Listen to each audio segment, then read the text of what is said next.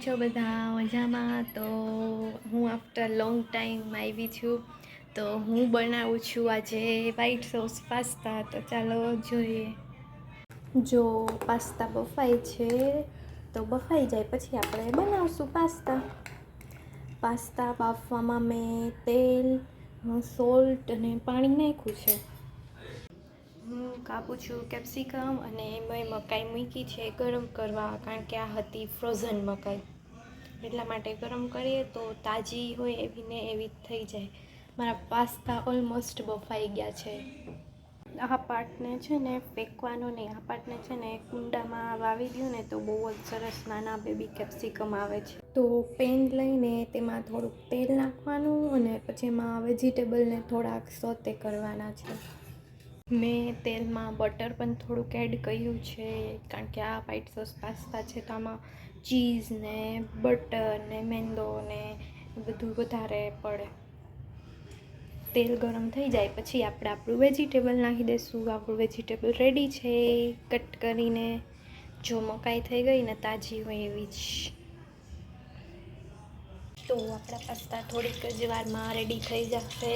બધી ingredients ready કરી લીધી છે ને તેલ થાય છે ગરમ, તેલ ને બટર ને પાસ્તા પણ બફાઈ ગયા છે. જો પાસ્તા પણ સરસ રીતે બહુ જ સરસ રીતે બફાઈ ગયા છે. જો આપણે આમાં વેજીટેબલ્સ ને બધું નાખી દઈએ.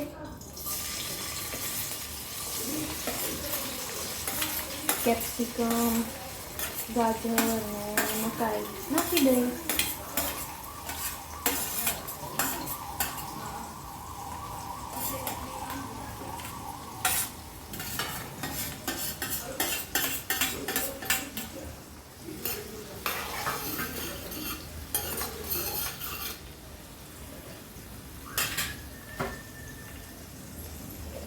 પછી આપણે એમાં નાખશું મીઠું શેફની સ્ટાઈલમાં.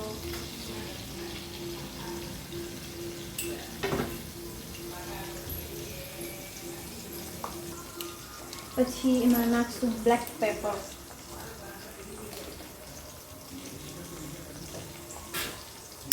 બ્લેક પેપરને નાખીને થોડીક વાર સોતે થવા દઈશું આપણે આને.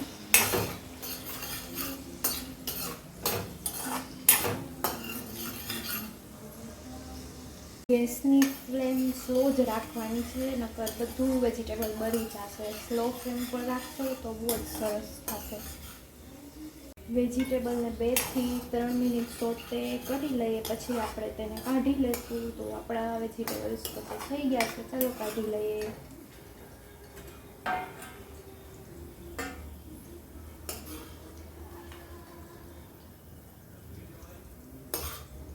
આમાં પાછું થોડુંક બટર એડ કરી દઈએ. આપણે પાસ્તા આમાં જ કરશું.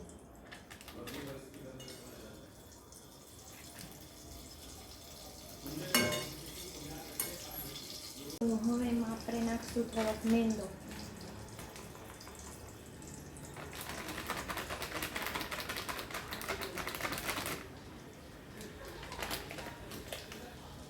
લમ્સ ના આવે અને કન્ટિન્યુ હલાવ્યા જ રાખવાનું, નકર લમ્સ પડી જાય.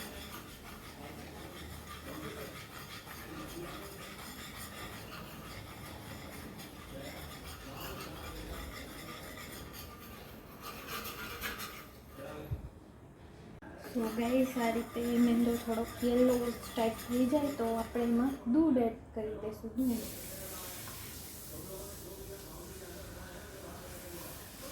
એક કપ દૂધ નાખી દઈશું એમાં અને પછી મિક્સ કરશું સરખી રીતે.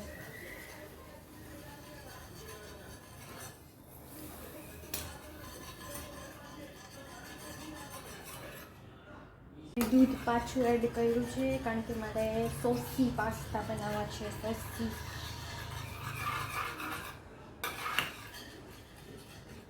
એકદમ ઠીક થઈ જશે આની ગ્રેવી. મિલ્ક અને મેંદો એડ થશે પછી. અને હવે આપણે નાખશું ચીઝ. चीज़ तो बनता ही है गाइस, चीज़ के बिना नहीं चलेगा. પછી એને મિક્સ કરી દેવાનું આ રીતે. જો ગ્રેવી ઠીક થઈ ગઈ છે એકદમ. આપણી ગ્રેવી રેડી છે. હવે એમાં નાખશું આપણે ચીલી ફ્લેક્સ અને ઓરેગાનો.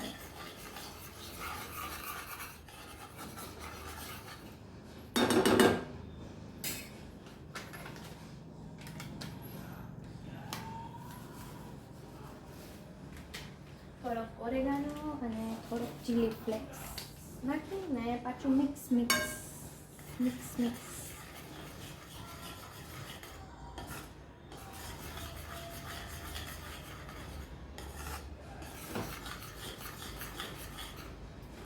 થોડુંક બ્લેક પેપર નાખી દઈશું.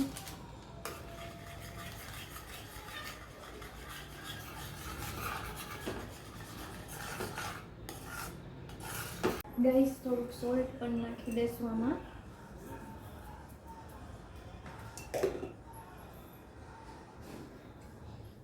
પછી મિક્સ કરી રાખવાનું આ રીતે. પછી એમાં પાસ્તા એડ કરી દેવાના.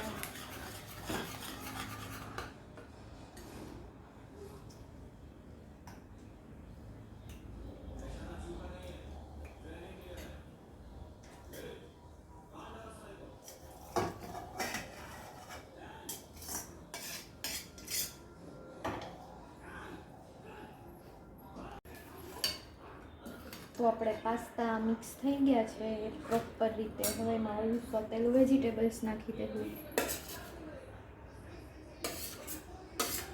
સ્મેલ બહુ જ મસ્ત આવે છે. તમે પણ ટ્રાય કરજો વ્હાઈટ સોસ પાસ્તા.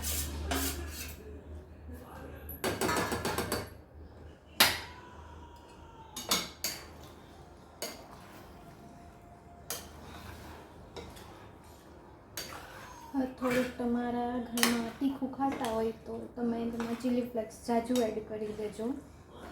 મેં તો થોડુંક જ એડ કર્યું છે.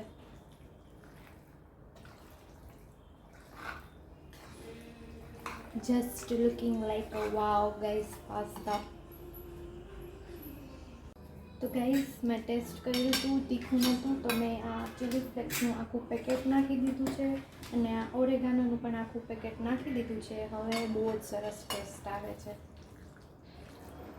અને થોડુંક મેં દૂધ પણ એડ કર્યું છે કારણ કે સોસી પાસ્તા ખાવા છે. સોસી તો પણ સોસી તો નથી જ થયા પણ ઇટ્સ ઓકે.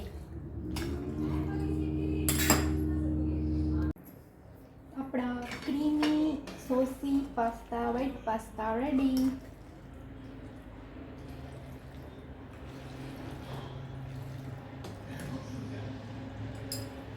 હેલો ગાઈસ, તમે પણ પાસ્તા ખાવા. તમારે વધારે પાસ્તાને તીખા કરવા હોય તો આ પેરી પેરી ચીલી સોસ છે એ પણ તમે યુઝ કરી શકો, ઉપરથી નાખી શકો એને બહુ તીખા કરવા હોય તો. હા, મેં એટલા માટે આજે વ્હાઈટ સોસ પાસ્તા બનાવ્યા છે કે મારી મમ્મીને થોડુંક કામ હતું તો તે ગામમાં ગઈ હતી. તો એ ગામમાંથી આવશે તો એકદમ ખુશ થઈ જશે આ વ્હાઈટ સોસ પાસ્તા જોઈને, કારણ કે રેડી ફૂડ મળશે ને. હેલો ગાઈસ, પાસ્તા ખાવા, પાસ્તા સાથે કોકા કોલા.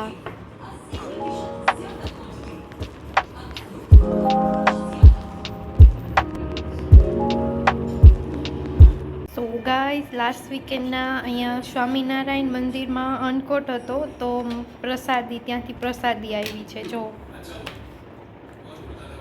અન્નકોટનો વિડીયો હું શોર્ટ્સમાં મૂકી દઈશ, તમે જોઈ લેજો અને લાઈક કરી દેજો.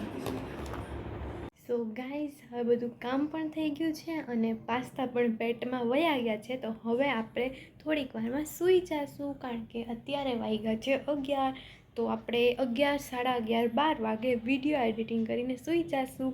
અને તમને બધાને મારો વિડીયો ગમ્યો હોય તો લાઈક કરી દેજો, શેર કરી દેજો અને સબસ્ક્રાઈબ કરી દેજો અને કોમેન્ટ કરવાનું ના ભૂલતા.